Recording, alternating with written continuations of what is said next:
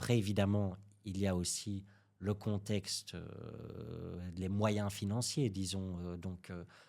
Je vis avec deux, trois, quatre frères et sœurs, en fait, dans une pièce qui me permet pas d'étudier au calme, euh, où je n'ai pas le matériel nécessaire pour pouvoir travailler correctement pour l'école.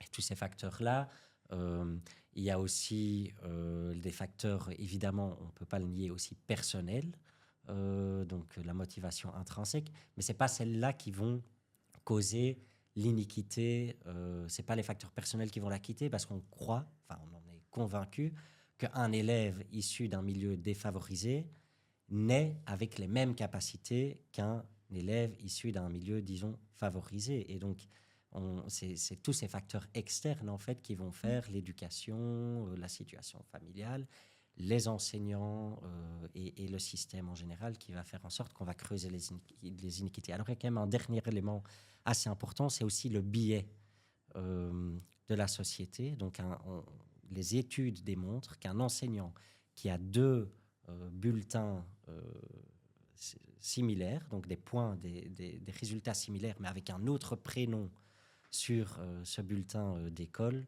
que les enseignants vont plus facilement faire redoubler, je dirais, Mohamed par rapport à Jean-Charles, qui, lui, pour lui, évidemment, ce n'est qu'une phase, c'est une adolescence un peu plus compliquée, mais bon, il y arrivera. Donc il y a quand même des raisonnements qui sont différents par rapport à l'origine socio-économique. Et donc, il y a ces billets aussi qui vont quand même jouer énormément.